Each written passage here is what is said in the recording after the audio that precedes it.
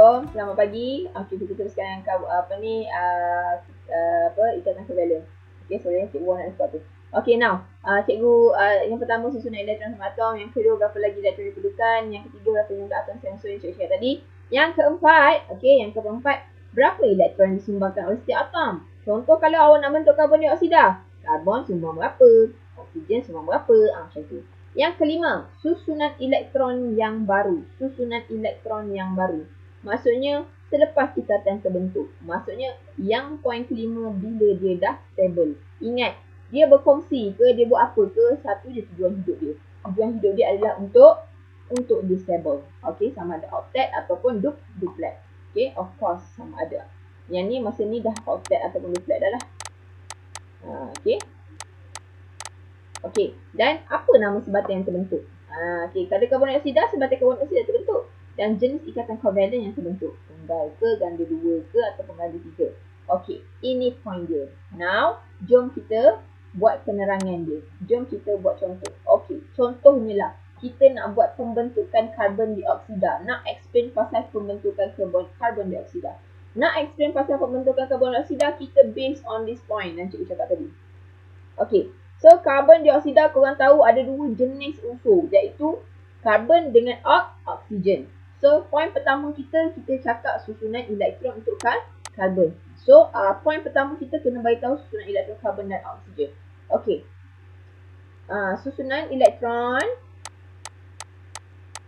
cikgu buat simple karbon ialah berapa karbon? Susunan elektron dia? 2, 4. Very good. 2.4. Elektron oksigen pula? 2,6. Berapa? 2,6. 2.6. Bagus. 2.6. So, poin pertama kita dah buat. Faham tak? Kita kena bagi tahu karbon dioksida ni ada karbon dengan oksigen. Okay, fine. So, berapa lagi elektron diperlukan untuk mencapai susunan elektron octet ataupun duplet untuk setiap atom? Okay. Dia tanya, berapa lagi diperlukan? Okay. Since kalau karbon ni, korang rasa berapa lagi diperlukan? Karbon perlukan 4. berapa lagi? Berapa? 4. Bagus. Oksigen perlukan berapa lagi? 2. Itulah poin yang kita kena nak buat. Okay. Poin yang kedua. Okay poin yang kedua kita buat macam ni atom karbon memerlukan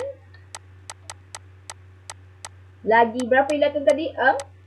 4 elektron untuk mencapai susunan octet. Since yang ni Susunan elektron octet. Okey, cikgu nak tanya. Karbon akan bentuk octet ke duplet? Octet. Oksigen? Octet. Since dua-dua octet, cikgu buat sekali terus dia punya ayat. Awak faham tak maksud cikgu? Cikgu taklah buat satu-satu. Faham. Menjimatkanlah kalau cikgu buat satu-satu kan panjang sangat ayat dia. Tapi kalau salah satu duplet, salah satu octet, korang kena asingkan ayat dia tau. Faham tak maksud cikgu kan? So, atom karbon memerlukan lagi 4 elektron manakala atom oksigen memerlukan berapa, Beb? 2 elektron untuk mencapai susunan elektron octet. Very good. Susunan elektron octet. Faham tak? Cikgu sekalikan ayat sebab dua-dua bentuk octet. Okey. Poin kedua kita dah settle. Now we go for third point. Berapa jumlah atom untuk setiap unsur? Oh, kalau macam tu, berapa yang terbentuk? Maksudnya berapa jumlah atom? Maksud cikgu. Okey, maksudnya macam ni. Okey, poin ketiga ni, berapa karbon? Berapa oksigen? Faham tak? Poin ketiga ni bagi tahu berapa karbon, berapa oksigen. So, poin ketiga kita kena cakap satu atom karbon akan berkongsi elektron dengan berapa oksigen? 2 atom oksigen. Faham tak? Kita bagi tahu awal yang ni kalau nak bentuk dia perlu 1, dia perlu 2. Awak faham tak poin ketiga ni? Faham Faham. Okay. So we go for point keempat. Okay, for point keempat, berapa elektron yang disumbangkan oleh setiap atom? Kalau point keempat ni, berapa elektron yang disumbangkan setiap atom? Okay. So sekarang ni kita tengok kepada karbon dulu. Karbon akan sumbangkan berapa? Oksigen akan sumbangkan berapa? Cikgu nak tanya, karbon akan sumbangkan berapa? 2. Apa ni, dia akan sumbangkan 2 ya? Betul? Betul. Anda pasti 2? Okay, karbon sumbangkan, awak tengok karbon ada 4. Dia akan bagi, dia akan sumbangkan 4 elektron dia. Tapi kepada 2 karbon, awak faham tak? Sorry, kepada 2 oksigen. Awak faham tak maksud dia? Kejap ada tak gambar lagi? Kalau dia sudah. Ni. Awak tengok ni. Karbon seketul, dia kongsi dengan 2 oksigen kan? So, karbon ni, dia akan sumbangkan berapa? 4. 4. Oksigen pula sumbangkan berapa? 2. So 4. yes, karbon akan menyumbang 4 elektron valence kepada berapa oksigen? Kepada 2 atom oksigen. Faham tak? Sebab 4 tu pakai. Okay, so kita buat kat sini. Okay, dia ayat dia panjang sikit lah. Untuk first time memang you akan rasa struggle sikit lah atom karbon menyumbang 4 elektron kepada berapa oksigen? Kepada 2 oksigen. atom oksigen. Awak faham tak ayat ni? Bukannya kepada 1 oksigen, 4 tu kepada 2. Faham tak? Lepas tu, yang oksigen pula sumbangkan berapa? 2. Okay, since oksigen ni ada 2, kita tulis ni. Setiap. Setiap atom oksigen menyumbang 2 elektron kepada atom karbon. Ini poin yang keempat. Okey, poin kelima. Susunan elektron yang baru selepas ikatan terbentuk. So, senang je lah kan? Yang kelima, okey. Macam mana susunan elektron karbon? 2.88. Okey. 2.8. Okey, susunan elektron siapa ni? Karbon. Dan susunan elektron atom, susunan elektron sekejap ayat dia tak cantik. Saya buat ayat baru Kita buat ayat baru. Atom karbon telah mencapai susunan elektron oktet 2.8. Atom siapa namanya? Oksigen telah mencapai susunan elektron. Okey, oktet. Berapa, macam mana susunan elektron oktet untuk oksigen juga? 2.8 juga. Sama. 8. Tapi kenapa cikgu asingkan? Kenapa tak ada sama? Cikgu takut ada yang 2888, ada yang 288888. Awak faham tak? So, yang ni kena asingkan ayat dia. Setiap satu tu mungkin lain. Mungkin ada yang 3 petala, ada yang 2 petala. Okey, so yang keenam. Poin yang keenam. Apa poin keenam tadi? Okey, sebatian yang terbentuk. Senang je lah. Sebatian karbon dioksida terbentuk. Apa nama sebatian tu? Karbon dioksida je lah. Okey, sebatian. Awak boleh cakap sebatian kovalen, boleh sebatian saja pun tak apa. CO2 terbentuk. Sekejap saya lebih suka letak nama sebenar dulu, baru tu. Okey, poin yang ketujuh. Apa poin ketujuh? Jenis ikatan kovalen yang terbentuk. Okey, so ikatan kovalen ganda berapa ni? Kalau karbon dioksida? Ganda 2. Ganda 2. Yes, ikatan kovalen.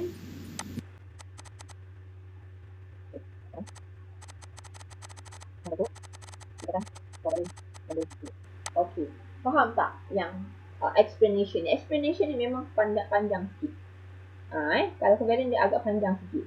Okey, tapi overall lah, kalau korang nak hafal memang tak hafal lagi macam ni. Tapi korang faham tak apa yang kita terangkan dari poin pertama sampai poin ke-7? Faham tak? Mula-mula aku bagi tahu susunan elektron itu wajib. Lepas tu aku bagi tahu yang ni perlukan berapa atau ini perlukan berapa. Yang ni perlukan berapa pula aku kena beritahu. Kan? Lepas tu aku kena beritahu lah sebenarnya macam mana yang terbentuk, CO2 ke, H2O ke, mana aku kena beritahu dulu. Lepas tu aku kena terang yang atom ni sumbang berapa. Yang atom ni sumbang berapa ke berapa. Macam tu. Lepas tu aku kena beritahu bila dia dah berkongsi macam mana susunan elektron oxide ataupun duplet yang terbentuk. Lepas tu aku bagi tahu apa nama sebatian tu. Lepas tu aku bagi tahu ikatan ganda 2 ke ganda 3 ke ganda tunggal yang terbentuk. Itu saja. Poin dia. Dia cikgu pecah-pecahkan. Okay, do you understand? Boleh faham tak macam ni? Secara overall lah. Faham. Boleh kalau tak faham tu tanya lah. Boleh. Jangan aku nak je tau. Okay Okay. Okay, kalau gitu kita buat sama-sama untuk pembentukan air. Boleh? Pembentukan air. Pembentukan molekul air. Okay, molekul air. H2O. Okay. Kita tulis berdasarkan apa lagi lawa sikit. Okay, kita tulis berdasarkan poin yang tu. Poin yang kita dah yang pertama tadi, poin yang kita dah tulis tadi. Okay. So korang tahu air lah H2O. Alright. Korang ready Cikgu panggil nama siapa-siapa untuk jawab. Okay, now. Poin yang pertama. Cikgu nak poin pertama cikgu nak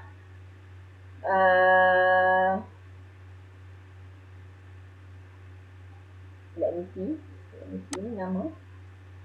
Okay, poin pertama cikgu nak Ashwin. Poin kedua, siapa yang tak boleh bercakap boleh tulis. Poin kedua, Yan Kayin. Poin yang ketiga, Mani. Poin yang keempat, Kaisara. Poin yang kelima, Patrick. Poin yang keenam, Tavanish. Poin yang ketujuh, Yudaheng. Okey, silakan. Cikgu bagi masa awak sekejap untuk awak tenung untuk buat ayat. Yang lain juga tolong buat ayat walaupun bukannya awak disebut nama. Awak buat ayat cepat sendiri, cikgu bagi masa 3 minit. Korang buat ayat sendiri untuk H2O berdasarkan point ni, lepas tu kita bincang. I give you 3 minutes. Alright. Okay, dah masa dah habis. Jom kita bincang. Okay, poin pertama tadi siapa? Saya cikgu. Siapa tu? Saya tu. Ashwin. Boleh? Ashwin. Okay, Ashwin. Silakan. Kuat sikit Ashwin. Okey cikgu. Susunan elektron hidrogen ialah 1. Okay. Susunan elektron oksigen ialah 2.6. 2.6. Okay? 2.6. Alright, very good. Semua yang sama kan? Okay, betul. Very good. Poin pertama settle. Okay, thank you Ashwin. The second point, siapa? Saya tu siapa? Cikgu. Yan Kayin. Yan Kayin, silakan. Atom hidrogen memerlukan lagi satu elektron untuk mencapai susunan elektron duplet, manakala atom oksigen memerlukan 2 elektron untuk mencapai susunan elektron oktet. Very good. Poin yang kedua ni kita tak boleh sekalikan sebab satu oktet, satu duplet. Betul tak? Okay, that's why kena pecahkan. Thank you very much Yan Kayin. It's correct. Poin yang ketiga, siapa? Mani. Mani kan? Ya cikgu. Silakan Mani. Hidrogen 2 atom, oksigen 1 atom. Berapa jumlah atom untuk setiap unsur? Macam tu ke tulis ayat dia? Tengok ayat ini. Satu atom. Cikgu, oksigen 1 atom, Ni, hidrogen 2 atom. Mani tengok nombor 3 ni. Ayat nombor 3 ni Mani. Buat ayat macam ni. Satu atom oksigen akan berkongsi dengan 2 atom hidrogen. Macam tu. Faham tak? Money, can you see faham, my cikgu. screen? Okay. Cuba buat ayat semula. Tak kisah mana-mana dulu. Satu atom oksigen Okay. menghasilkan Akan berkongsi. Can you see my screen? can teacher. Point number 3. You follow this word only. This sentence. Satu atom oksigen. Okay. Akan. Satu atom oksigen akan berkongsi Ini elektron. dua Tak. Ni elektron. Berkongsi elektron dengan atom Berapa? hidrogen. Berapa atom hidrogen? Dua atom hidrogen. Yes. Point. Thank you, Mani. Satu atom Okay. oksigen akan berkongsi elektron dengan dua atom hidrogen. Okay. Point number 4. Siapa number 4? Okay, Kaisara ya? Number 4 berapa? Okay. Kaisara tulis atom oksigen menyumbang 2 elektron. Atom oksigen menyumbang 2 elektron kepada 2 atom hidrogen. Okay, betul. Alright. Setiap atom hidrogen menyumbang 1 elektron kepada karbon. Karbon? Datang mana karbon pula? We are not talking about carbon, sayang. We are talking about air. Hidrogen ni salah tulis ni kot. Setiap atom hidrogen akan menyumbang 1 elektron kepada atom oksigen. Okay, salah tulis ikut saya rasa ni. Sebab kita tengok yang ayat ni. Okay. Alright. Okay. Yang lain, cikgu ulang sekali lagi. Atom oksigen akan menyumbang 2 elektron kepada 2 atom hidrogen. Okay. Dan setiap atom hidrogen pula menyumbang 1 elektron kepada setiap atom hidrogen menyumbang 1 elektron kepada oksigen. Okay, betul. Alright. Point yang kelima siapa? Saya cikgu Patrick. Siapa? Patrick. Patrick, silakan Patrick. Okey, atom oksigen telah mencapai susunan elektron oktet iaitu 2.8, manakala atom hidrogen telah mencapai susunan elektron duplet iaitu 2. Okey, betul. Sekali lagi Patrick. Atom oksigen telah mencapai susunan elektron oktet iaitu 2.8, manakala atom hidrogen telah mencapai susunan elektron duplet iaitu 2. Very good Patrick. Thank you very much. Okay, so next ialah point number 6. This is the simple point. Very easy one. Mutabanis. Jawapan dia H2O. Sedap Mutabanis. Jawab H2O je hemu. Kenalah buat ayat. Sebatian yang terbentuk, sebatian covalent ke sebatian terbentuk ialah H2O. H2O je dia. Okay. Yang ketujuh, yang last sekali. Siapa? Saya Diego Yudahing. Okay, Yudahing, silakan. Air membentuk ikatan kovalent tunggal. Air membentuk ikatan kovalen tunggal. Tunggal lah. Ya ke air tunggal? Betul lah tunggal kan. Of course lah ada hidrogen satu je. Yes. Air H2O membentuk ikatan kovalen tunggal. Okay, very good Yudahing. Okay, so cikgu harap korang bolehlah buat point ni. Cikgu tahu it's not that easy for you to understand, memorize right now, but once you ada buat latihan, you ulang-ulang ayat ni, you punya otak akan tahu apa aku nak pegang dulu, kenapa aku nak pegang benda ni pasal apa. InsyaAllah boleh. Okay, settle Alright, kalau dah settle, cikgu nak cerita sedikit satu benda dalam apa benda ni dalam ikatan kovalen lah. Ikatan kovalen ni ada satu benda lagi tau yang dia akan perkenalkan susunan elektron ni. Okay. Cuba korang tengok yang ni. Yang ni okay. Korang tengok yang ni adalah molekul oksigen. Okay. Macam biasa oksigen mesti dalam bentuk berdua-duaan kat dunia yang fana ni. So anak-anak, oksigen juga korang tahu dia membentuk ikatan kovalen antara atom. Okay. Dia membentuk ikatan kovalen antara atom. Jadinya anak-anak, kita boleh gambarkan juga dia punya ikatan kovalen tu melalui struktur Lewis. Cuba awak tengok yang ni. Yang ni lah dia struktur Lewis ni. Ini struktur Lewis. Okey, kita boleh gambarkan ikatan dia melalui struktur Lewis. Okey, struktur Lewis ni struktur Lewis. Ni Pakcik Lewis lah. Ni memperkenalkan nak ni saya korang ni kan. Okay. Alright. So struktur Lewis ni anak-anak, dia hanya melibatkan elektron valence sahaja. Okay. Dia, struktur Lewis ni, dia macam menggambarkan macam mana ikatan terbentuk. Ganda 2 ke, tunggal ke, ganda 3. Okay. Awak tengok kat sini. Yang ni dia tunjukkan oksigen. Kita tahu oksigen 26. Kan? Yang oksigen 26. Macam mana molekul oksigen itu terbentuk?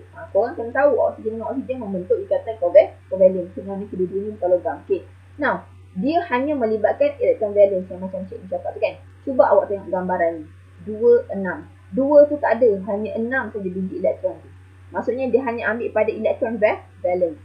So, oleh kerana awak tahu oksigen tu 2 ketul kan diperlukan. So, O tambah O lah maksudnya. So, macam mana nak okay, awak tahu oksigen 26.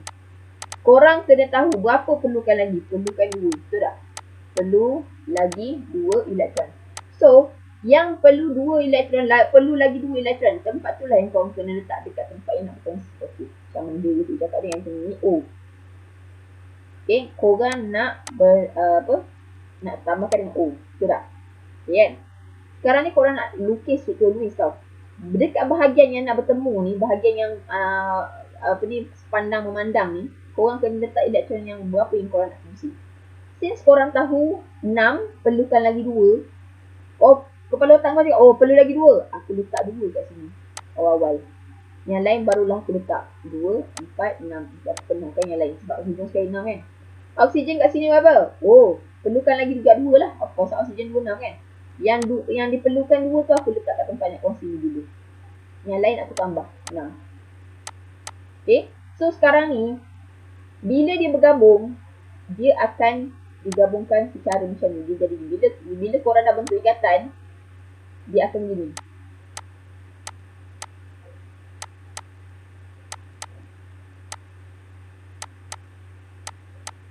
Faham tak? Yang ni akan bertemu. Ini maksudnya petala paling luar lah ni. Yang overlap macam lukis ni. Tapi ni struktur Lewis tu je. Okay. So sekarang ni bila kita nak nampakkan ikatan ni tunggal ke ganda 2. Dia akan kita boleh tulis gini. Kenapa ada 2? Sebab ni sepasang, 2 pasang. Yang lain ni tak nak tulis. Yang last kali ni. Yang ni hanyalah untuk menggambarkan ikatan tunggal ke apa. Tak payah ada intervariation ke tak apa. Faham tak? Itu cara dia. Itulah maksud dia. Ikatan struktur Lewis ni nanti kita tunjuk yang lain Contohnya kita buat kalau karbon dioksida kita buat karbon dioksida. Okey. Struktur Lewis karbon dioksida. Kita buat karbon dioksida dulu. Kita pandang jap. Macam mana struktur Lewis untuk karbon dioksida. Okey. Struktur Lewis. Okey, ni struktur Lewis dia karbon dioksida. Tahu karbon berapa? Karbon ni punya formula susunan elektron 2, 4. Betul tak? Oksigen 2, 6. Kan? Okay, so, korang tahu karbon perlu lagi 4 elektron. Yang ni perlu 2 elektron. Itu yang korang faham. So, sekarang ni korang tahu CO2. Maksudnya C ni ada kat tengah-tengah. Okay. So, maksudnya korang tahu dia akan jadi macam ni. Betul tak? Tambah. Sekarang ni, setiap satu ni, C ni kena kat tengah lah, dia pegang O2 tu. Korang kena lukiskan dia punya titik-titik ke ataupun pangkah ke dia punya electron valence kat luar. O ni adalah 4 electron valence kan? O 4 electron valence. So, korang tahu, aku perlukan lagi 4. Yang, apa benda ni? Oksigen. Okay. Oksigen perlukan lagi 2. Betul tak? Kita buat pada oksigen Oksigen perlukan lagi 2. Okey. Aku perlu lagi 2, aku letak awal-awal dulu. Dekat tempat nak bercantum. Yang lain aku tambah dia kat tempat lain. Sama dengan oksigen ni. Aku perlukan lagi 2. Tempat nak berkongsi tu, nak melekat tu, aku letak 2 dulu. Yang lain aku okay, now, tengok pula pada karbon. Karbon perlukan lagi 4. Tapi, dia kena kongsi dengan 2. So, 4 kena bahagi 2. Okey, so kalau 4 bahagi 2, cara tulis dia Baik, cikgu lainkanlah karbon dengan oksigen punya elektron. Nak faham tak maksud cikgu? So, maksudnya karbon perlukan lagi 4. 4 tu kena guna. Tapi 4 tu kena kongsi dengan 2 oksigen. So 4 bahagi 2, aku kena letak sama banyak lah 2 CO sana. So struktur baru dia jadi gini pula. Ya. Okay. Kita tukar lah pula kan. Okay. Dia jadi gini. C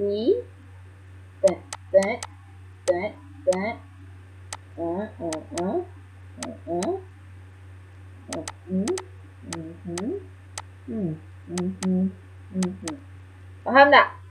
Kan bila dia bergabung lah, konon-konon dia bergabung. Okay, kau lekatkan dia. Okay, so keputusannya bila kita nak tahu dia ganda ke berapa, dia ganda berapa ni anak-anak? Kau rasa? Ni ganda berapa? 2. Yes, sebab Ganda 2. yes, dia berkongsi 2 pasang. 2 pasang. Yes, 2 pasang dia kongsi. Ni 2 pasang, ni 2 pasang. Itulah struktur Lewis. Faham tak? So, karbon dioksida kategori ikatan ganda 2. Okey, jom kita tengok satu ikatan ganda 3 pula. Okey. Ni nitrogen. Okey, nitrogen. So, cikgu buat kat sini struktur Lewis nitrogen Struktur Lewis untuk nitrogen. So, nitrogen ni melibatkan N2 je lah. Maksudnya nitrogen tak ada unsur lain. Dia N saja. So, korang tahu N, nitrogen, kerja susunan elektron dah tulis kat sini kan. 2, 5. So, 2, 5, korang tahu dia perlukan lagi berapa? Berapa elektron? Nak dapat oktet? Babe, perlu lagi berapa? 3. 3. Perlu lagi 3 elektron kan? So, macam mana nak tulis susunan ni cikgu? Okey, korang tahu nitrogen adalah nak buat struktur Lewis struktur Lewis Okey, kejap tukar color. Okey, struktur Lewis. Okey. N aku nak tambahkan dengan N ni. Okey. So macam mana aku nak buat struktur Lewis dia? Struktur Lewis kat luar mesti ada 5 je lah. Ingat Lewis hanyalah varian elektron. Tapi aku nak letak kat mana tempat kongsi ni berapa Okey. So kau cakap ada 3 lagi elektron perlu. So yang perlu tu aku letak awal-awal kat sini 3. Lagi 2 aku letak kat sini nampak cantik sikit. Cikgu nak letak atas bawah tu boleh je, tak masalah pun. Tapi ni nampaklah macam balance sikit kan. Gua letak gini kan. Okay, same goes to this. Okay, N 2, 5. Okay, 5. Kena letak clear 5. Tapi yang perlu aku lagi 3. So yang nak 3 tu aku letak kat tempat nak kongsi. Yang 2 lagi aku letak tempat lain. Faham tak maksudnya tu? So, apabila dia dicantumkan, dia dicantumkan ya, dia jadi macam mana? Okey, dia jadi macam ni N 1, 2, 3 1, 2, 3 N macam ni lah apabila dicantumkan konon-kononnya. So macam mana kalau struktur nak nampakkan ganda-ganda dia tu? Struktur ganda-ganda macam ni pula. Cikgu nak tanya, ganda berapa ni? Ganda berapa? 3. 1, 2, 3 N. Sebab apa? Ada 3 pasang elektron akan berkongsi. Inilah dia struktur Lewis yang hanya memfokuskan elektron balance saja. Okay, do you understand? Faham tak? Faham. Boleh? Okay, ini struktur Lewis lah. Saya nak terangkan kepada awak struktur Lewis. Macam mana nak membentukkan sebatian, nak nampakkan ikatan ganda berapa, tunggal berapa berdasarkan struktur Lewis. Okay, for now, sampai sini dulu. Ada question tak nak tanya? Nak back pada page-page mana-mana itu yang awak nak. Ada tak yang nak tanya?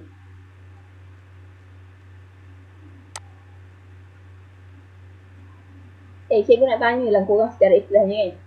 Korang sebenarnya lepas kelas ni, korang tengok balik tak video cikgu tu? Cikgu tanya. Ke tak tengok dah? Tengok ke tidak semula? Tengok. Tengok? Tengok. Tengok. Sebenarnya ada hikmah juga kita ni PDPR tau. Sebabnya pengajaran pembelajaran yang cikgu ajar dengan awak tu awak boleh repeat banyak kali kalau awak nak tengok. Betul tak? Macam dah kiranya macam boleh study. Macam kalau tak nak tengok buku, buka di YouTube. Boleh tengok dari semula exactly apa cikgu ajar. Itu hikmahnya kalau kita belajar dalam kelas. Apa yang cikgu ajar kat kelas lah. Korang tertinggal, korang dah tak boleh nak repeat. Itu hikmahnya lah PDPR. Tapi kepada orang yang nak berusaha, Okay. Okay, now, no question. Can we go for the next slide? Boleh? Okay, cikgu pergi pada next slide Okay, next slide ni, okay, kiranya konon-kononnya dah habis ni. Kononnya lah habis dah. Kita belajar ikatan ion dengan ikatan covalent. Ikatan ion dan covalent is very important kat dalam ikatan kimia. Memang important. Itu pada wajib pun tahu. Okay, now kita nak buat perbandingan antara ikatan ion dengan ikatan covalent. Okay, tengok yang pertama. Yang kat sini ni. Okay, apa persamaan? Dua ni persamaan. Persamaan antara ikatan ion dengan ikatan covalent, dia melibatkan elektron valence saja. Ingat, apa-apa tindak balas, kebanyakannya dia melibatkan elektron valence saja. Valence yang kedua tu yang terjadi untuk tindak balas. Okay, apa lagi persamaan dia? Dia kata atom mencapai susunan elektron duplet atau oktet yang stabil. Yes, ikatan ion ke, ikatan covalent ke, dia punya tujuan hidup, dia nak jadi oktet ataupun duplet supaya hidup dia stabil. Okay, sama je dua-dua. Okay, now kita tengok pada perbezaan. Kalau ikatan ion melibatkan pemindahan elektron, sama ada awak derma ataupun awak terima. Itu saja kalau ikatan ion. Tapi berlainan dengan ikatan covalent, dia pasal sharing. Okey, kau bagi berapa, aku bagi berapa, jom kita berpelukan. So dia membentuk dia berkongsi elektron. Okey, yang kedua, untuk ikatan ion antara atom logam dengan atom bukan logam. Okey, ion ni antara logam dengan bukan logam. Of course covalent antara bukan logam dengan bukan logam dengan bukan logam. Kadang 2-3 jenis unsur. Tapi yang penting kalau covalent mesti bukan logam. Okey, nampak dia ada salah satu tu logam, of course dia ion. Okay, now yang terakhir perbezaan dia. Dia membentuk ion positif dan ion negatif. Okey, yang ni membentuk ion. Nama dia ikatan ion dia membentuk ion. Tapi covalent tidak, anak-anak. Covalent hanyalah membentuk molekul sahaja. Okey, dia membentuk molekul. Okey, faham Okey, now kalau dah faham, kita teruskan lagi ya. Okey, cuma ni cikgu nak tambah je lah penerangan untuk pengetahuan korang kan.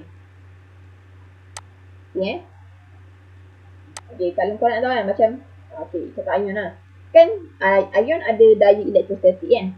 Saya baru terbaca Cuci Chan tanya semalam hari tu. Saya tak terbaca. Bahasa dah habis lah bahasa tanya chat tu. Cuci Chan tanya kan, cikgu, ikatan daya elektrostatik tu apa kan? Daya elektrostatik dalam ikatan ion tu tak? Daya elektrostatik dalam ikatan ion. Kan elektrostatik punya daya sangat kuat kan? Cuci Chan baru tanya, apa benda tu cikgu? Dah habis kelas. So sekarang baru saya ingat. Cuci Chan ni anak-anak. Contoh ikatan ion, cikgu ambil NaCl lah. Korang tahu NaCl ni ikatan ion. NaCl ni masuk macam ni lah. Kan kalau kita macam ni lah cikgu buat kan. Na dia bergabung dengan Cl lah kan. Sudah. Okay, Na yang bergabung dengan Cl, inilah dia daya elektrostatik antara Na dengan Cl. Sebab korang tahu Na positif, Cl negatif. Positif melekat dengan negatif. Yang melekat inilah nama dia daya elektrostatik. Dia kerana ion berlainan cas ni menjadikan dia ada daya elektrostatik. Dan daya elektrostatik ini sangat-sangatlah kuat anak-anak. Okey, itu dalam ikatan ion. Kalau dalam covalent, cikgu ambil contoh air dulu kan. H2O. H.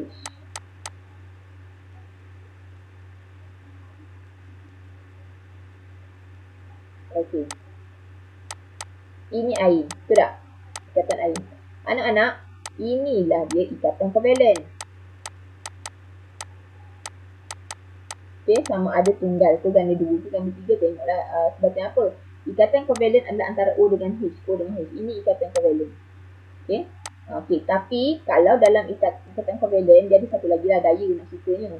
Tapi daya tu bukan antara atom dengan atom dalam satu molekul. Dia antara molekul. Okay. Okay. Daya antara molekul. Okay. Awak tengok ni. Ni molekul pertama, ni molekul air kedua.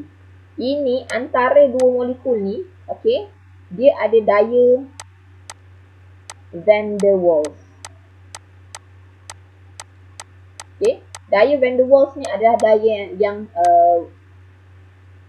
lemah antara dua molekul ni. Okey, maksudnya antara dua molekul ni dia ada daya van der Waals yang lemah. Okey, ingat elektrostatik kuat, van der Waals lemah. That is why anak-anak ikatan ion, kalau korang nak dia punya dia punya takat logam, takat dinding adalah tinggi kalau ikatan ion sebab dia logam lah. Salah satu sebab lah. Okey. Tapi kalau daya van der Waals tak perlukan ikatan, tak perlukan daya ataupun tenaga haba ke yang tinggi untuk mencapai ikatan sebab dia daya van der Waals yang lemah. Okey. Kalau korang nak fikir lah, contohnya kan, okey. Yang ni garam kan? Garam kan? Yang ni air lah, air ke ataupun gula ke kan? Air gula contoh lah, contohnya ni air gula kan?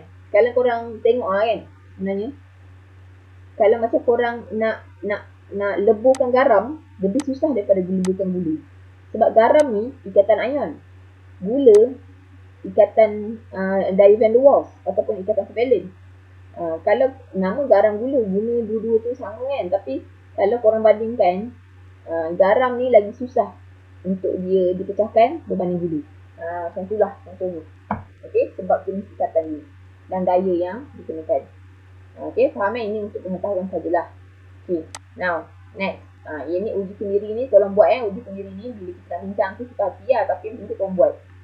Okey, tolong buat uji sendiri 5.3. Okey, so cikgu sambung sikit lagi dengan ikatan hidrogen. Cikgu habiskan sampai ikatan hidrogen. Boleh hari ni Okey, now for now clear ikatan ion dengan covalent. Nak tanya apa-apa lagi buat masa ni? Ada nak tanya apa-apa buat masa ni? Tak ada Okey, kalau tak ada kita pergi kepada ikatan hidrogen. Okey, now ikatan yang seterusnya, yang ketiga, iaitu ikatan hidrogen. Ingat ikatan hidrogen. Aku dah belajar ikatan ion, aku dah belajar ikatan covalent, now aku nak belajar ikatan hidrogen. Okey, now tengok ni ikatan hidrogen. Ikatan hidrogen, kalau nak panggil tu ikatan hidrogen, dia ada syarat. Dah namanya hidrogen, mestilah kena ada atom hidrogen. Dia punya ikatan hidrogen ni, kalau hidrogen tu dia terikat dengan 3 benda saja, iaitu NOF. Sama ada nitrogen, oksigen ataupun fluorine, barulah dia dikatakan ikatan hidrogen. NOF NOF. Mana ni? Okay. Sama ada nitrogen, oksigen dengan fluorine, hidrogen tu melekat, itulah yang dipanggilkan ikatan hidrogen. Faham? Okey. Saya ulang, kalau hidrogen tu terikat dengan NOF, barulah kita panggil dia ikatan hidrogen. Tapi daripada molekul yang lain. Okey? Bukannya dari molekul yang sama. Contohnya kan, kalau hidrogen tu, okey, tengok air ni dah senang. Tengok air ni senang kan? Kita beri contoh. Yang ni adalah satu molekul air, satu set molekul air. Kalau kan hidrogen nak cakap dia ikatan hidrogen sini sama ada dengan NO atau F. Sekarang ni O. Hidrogen dengan O dalam molekul ni, kita tak panggil yang ni bukan ikatan hidrogen tau. Yang ni ikatan covalent. Tapi ikatan hidrogen terbentuk antara molekul berlainan. Cikgu ulang molekul yang berlainan.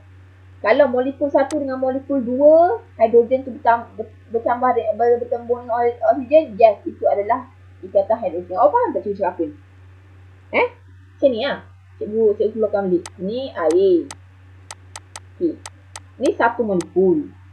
Dalam satu molekul, kalau O dengan H ni, ingat, H dengan O macam boleh bentuk ikatan hidrogen. Tapi kalau dalam molekul air, yang ni bukan ikatan hidrogen, ini ikatan covalent. Tapi kalau molekul air dengan molekul satu lagi, ni satu set dengan satu set yang lain. Contohnya macam ni Okay, yang ni set yang kedua air. Satu set yang kedua. Kalau hidrogen ni bertemu dengan oksigen daripada molekul lain, yang ni baru boleh kita sebut sebagai ikatan hidrogen. Kau faham tak? Nak buat ikatan hidrogen mesti daripada molekul yang lain, satu set yang lain. Baru boleh cakapkan sebagai ikatan hidrogen. Okay? Alright. So, ikatan hidrogen dia boleh terikat kalau hidrogen tu terikat dengan NOF. Nitrogen, oksigen dan fluorine. Daripada molekul lain. Ingat, daripada molekul yang lain. Bukan molekul yang sama dengan tu tadi. Okay? Alright, next. Okay. Yang ni kita bagi dia punya penerangan. Dia kata oksigen mempunyai keelektronegatifan yang tinggi. What does it mean by keelektronegatifan? Keelektronegatifan kita dah belajar. Kebolehan satu atom tu tarik elektron pada dia. Elektron negatif ni, orang negatif nak minta tolonglah datanglah kat saya, sinilah awak, macam tu. So, oksigen ni ke elektron negatifan dia tinggi. Dia mudah nak tarik orang. Dia suka tarik orang. Sejenis yang suka tarik perhatian orang. Okay. Alright. Lepas tu, yang kat sini pula, dia terangkan molekul air yang ni antara dalam molekul air pula O dengan H ni covalent. Kita cakap tadi. So, daya tarikan yang terhasil antara atom hidrogen dengan atom oksigen daripada molekul lain lah disebutkan sebagai ikatan hidrogen. Sama je lah kita katakan tadi. Oksigen dengan hidrogen dan molekul lain, inilah dia ikatan hidrogen. Okay, sama je. Alright. Okay, yang ni pula hidrogen fluorida. Okay, ada satu sebatan dinamakan sebagai hidrogen fluorida. Dia punya formula HF. Kenapa HF formula dia? Formula dia HF hidrogen fluorida, formula dia HF. Okey, kenapa HF? Kalau saya sebut hidrogen fluorida, apa formula hidrogen fluorida? HF. Kenapa HF? Sebab hidrogen kan H+. Kalau kita nak buat ala-ala ion lah, nak tahu dia punya berapa betul H, berapa betul F. Fluorida kan kumpulan 17, so F negatif. That's why lah hasil dia H betul, F betul. Dah sama ada lah. Itu dah masuk yang cikgu pegang tadi tu. Okey, faham Okey. Tapi anak-anak, yang antara H ni molekul pertama. Ni molekul kedua. Dalam molekul antara F dengan H, yang ni ialah ikatan apa? Ikatan apa? H dengan F. Covalent. Bagus. Tapi H dengan F daripada molekul yang lain, ini ikatan apa? Hydrogen. Very good. Ikatan hidrogen. Okay. Yang ni pula dia bagi contoh ammonia. Ammonia. Okay. Ammonia ada N, ada H. Okay. So, macam biasa. Yang ni molekul ammonia yang pertama. Kita tahu kan ammonia NH3. Cikgu, kenapa ammonia NH3 formula dia? Alah, sama dah. N kan 25. So, ala-ala perlukan lagi 3. Korang buatlah korang-korang ni N tu 13. Kan? H pula korang tahu 1. So, perlukan 3 H, 1 N. That's why dia ada NH3. Macam tu lah cara dia kalau korang nak tahu formula kan. Okay, now. Ni molekul pertama, yang ni molekul kedua. Okay, macam biasa. NH, yang ni adalah covalent. Tapi N dengan H molekul yang lain, dia ialah ikatan hidrogen. Faham? Hidrogen. Kalau N dengan N boleh membentuk ikatan hidrogen tak? Tidak. N dengan N tidak. Okay. Hidrogen, ikatan hidrogen antara hidrogen dengan 3 benda NOx tadi sahaja. Okay. Alright. So next. Yang ni aplikasi kehidupan seharian dan penyebab tu cikgu cakap kimia ni kehidupan seharian. Korang sebenarnya kan apa benda yang berlaku kepada badan korang ni, diri kita ni ada kimia yang boleh diterangkan. So, dia tengok apa? Dia kata peranan ikatan hidrogen dalam kehidupan seharian. Okey, awak tengok kita punya rambut ni, okey, awak tahu kan rambut kita ni molekul protein sebenarnya kan. Memang dalam badan kita ni memang penuh dengan protein kan. Okay, korang ambil bio kan, korang belajar bio kan, korang tahu kan. So, dalam rambut tu sendiri ada ikatan hidrogen. Okey? Dalam rambut sendiri ada ikatan hidrogen antara protein tu. Molekul-molekul protein tu. Okey? So, dia punya persoalan. Kenapa rambut kita yang basah melekat sesama sendiri? Bila rambut kering, dia tak melekat. Tapi bila basah, melekat. Kalau kau jawab lah, sebab ada air lah kan? Okey, tapi apa air tu buat? Itu yang kita nak explain. Okey. Alright. Bila rambut kita basah anak-anak, yang ni rambut okey. Ni rambut korang. Dalam rambut ada ikatan protein. Okey? Dalam ikatan protein. Dalam rambut ada protein. Okey, ada ikatan hidrogen dalam protein. Okey, ni pun rambut juga. Ni rambut korang. Okey, tapi bila air korang basahkan rambut korang, okey? Dia dah tak membentuk yang kat dalam rambut, dia bentuk ikatan hidrogen dengan air tu pula. Protein kat rambut tu, dia bentukkan ikatan hidrogen dengan air yang datang tadi. Faham tak? That is why lah, antara rambut dengan rambut melekat. Sebab apa? Ada je air kat tengah-tengah ni yang membentuk ikatan, menjadikan dua rambut tu berjambung. bersambung. Dua rambut tu melekat sebab tengah-tengah dia ada air. Memang sebab ada air. Tapi apa ikatan yang terbentuk? Ikatan hidrogen yang terbentuk. Faham Maksudnya ikatan hidrogen tu antara rambut dengan air, air dengan rambut. Bukan dengan rambut dengan rambut. Faham tak? Okay? Okay, itulah sebab dia. Alright. Okay. Ni contohlah dalam kehidupan seharian. Okay? Yang ni contoh yang lain pula. Dia tanya kenapa? Kenapa kita hadapi masalah nak selakkan kertas melekat dan kita boleh basahkan huruf jari untuk menyadarkan dengan Pak Iman tu. Okay. Ingat tak kalau kita nak buka kertas orang tua-tua tu terutamanya tak? Zaman-zaman mak saya tu saya tengok orang tua-tua tu. Pek mata kat hidung tak? Lepas tu dia nak selak surat khabar tu. Mesti dia sikit dia punya idea. Lepas tu baru dia selak kertas kan. Okay. Kalau kita kata memanglah air kita baru tu melekat. Tapi apa air tu buat? Okay. So sebenarnya anak-anak apa yang berlaku kat kertas kita ada selulosa kat dalam kertas selulus So selulus ni dia ada ikatan hidrogen sendiri. Tapi bila datangnya air, selulus daripada kertas tu membentuk ikatan hidrogen dengan air yang kat tangan kita. That is why lah tangan kita dengan kertas tu boleh melekat. Faham tak? Air kertas dengan kertas dengan tangan kita boleh melekat sebabnya membentuk ikatan hidrogen antara air dengan selulosa daripada kertas tersebut.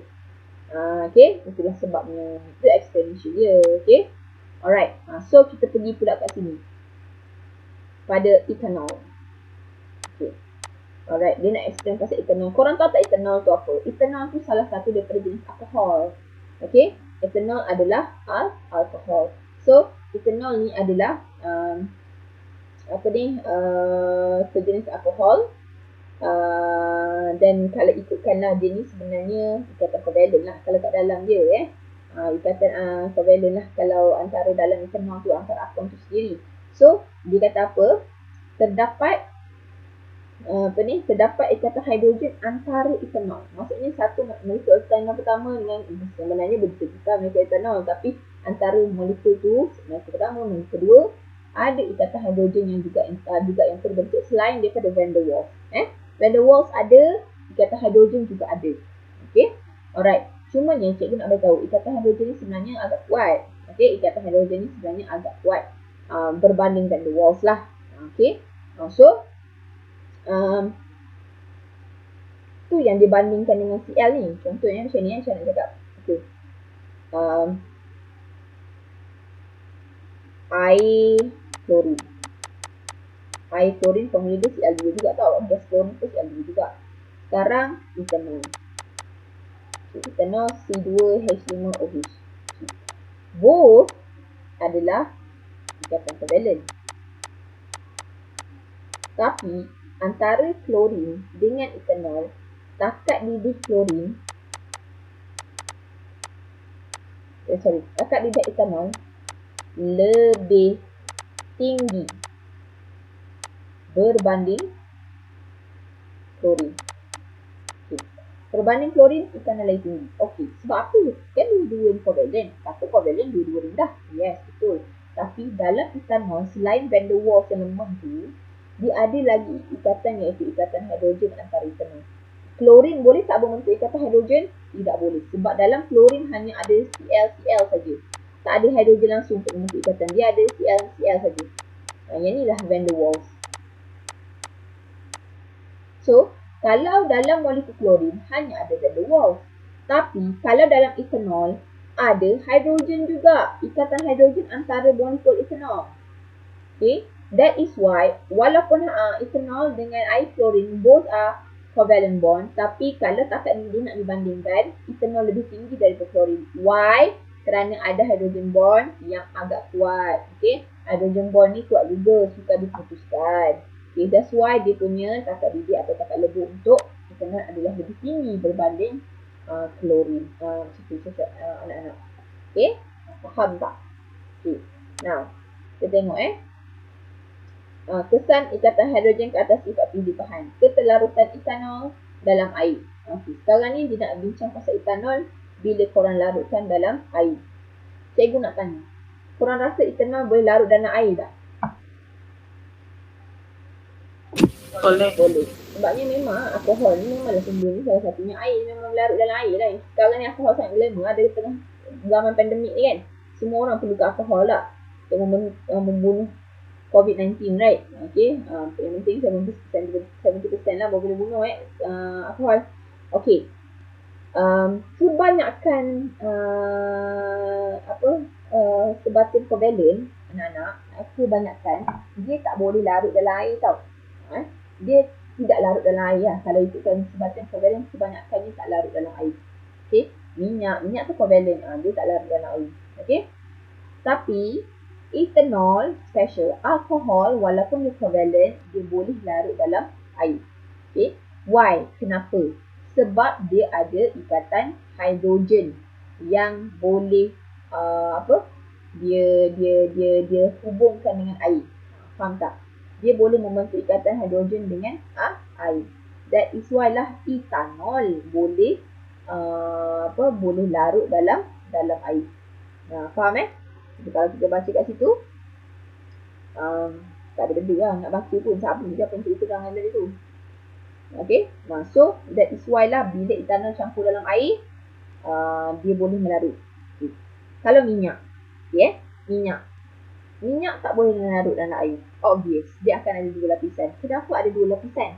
Sebab air tu anak-anak, minyak tu anak-anak, dia tak boleh membentuk ikatan hidrogen. Minyak tu tak boleh membentuk ikatan hidrogen dengan air. So, bila tak ada ikatan, dia tak berkawan lah. Bila tak berkawan, dia tak bercampur lah. Bila tak bercampur, dia nampaklah ada lapisan dia. Okay, selain etanol kalau korang tahu lah, korang akan baca form 5 macam tu metana macam ni tu kan, korang tahu metana pun tak? Alah petrol ke kan, macam petrol contohnya kan, gas metana, cair butana, H4, H8, H10 macam ni kan. Dia ni kovalen tau. Kovalen memang tak larut dalam air. Okay, so penyebab dia ialah dia tak boleh nak membentuk ikatan tu sebab dia tidak boleh membentuk hydrogen bond. Okay. Walaupun dia ada high hydrogen. Tak payahlah pasal metana ni. Tak boleh lagi tengok orang. Tak payah ingatlah pasal metana ni. Alah, nak simple ingat macam ni je. Okay, kovalen contohnya minyak. Minyak ni contohnya minyak adalah sebatan kovalen. So kalau minyak tak boleh campur air. So sebab apa? Sebab dia tak boleh membentuk ikatan hidrogen. Macam itulah untuk korang ingat lah. Itu contohnya. Okay, next. Itu je lah. Okay, itu je lah ceritanya. Okay, so itulah pasal ikatan hidrogen. Cikgu rasa cikgu nak cover sampai sini je lah. Ikatan hidrogen, ikatan nanti jangan nanti dulu. Okay, so korang punya kerja yang seterusnya, uji kendiri 5.4. Ni nak cuti sekolah minggu depan nak cuti sekolah so buatlah uji kendiri 2 tu, 2 benda uji kendiri tu untuk cuti sekolah ni. Ya? Okay, so now anak-anak silakan tanya jika anda ada persoalan. Nak tanya mana-mana? Any parts? Okay, any question? Nak tanya? Silakan. Sekejap saya tengok kat chat ada ke orang chat. Mungkin ke ada chat, ada. Tak ada soalan Hello? Am I talking to myself? Tak ada. Tak ada. Okay, kalau tak ada beres Tak ada benda tak? Kalau beres. Okay, tak ada benda Okay, kalau dah tak ada benda, sila buat sekolah cikgu bagi. Cikgu ni suruh bagi sekolah tapi tak bincang. Itu cerita lain. Yang penting kau buat dulu. Yang penting aku sampaikan dulu teori. Lepas tu dah ada rasa puas dengan teori tu, baru kita bincang dengan bincang. Okay, so exam paper korang dah siap dah, lama dah siap. Okay, ramai yang tidak jawab. Terima kasihlah kerana tak jawab. Taklah ambil masa labun cikgu nak tanda. Tapi tak apa-apa lah kau ni kan. Tak jawab. Okay, jawab soalan A, bahagian A je, bahagian B masih tak buat. Nanti tengoklah result macam mana. Okay, itu saja daripada cikgu. Terima kasih. Assalamualaikum. Take care of yourself. Okay, bye. Thank you, teacher. Terima kasih, cikgu. Terima kasih, cikgu. Terima kasih, cikgu.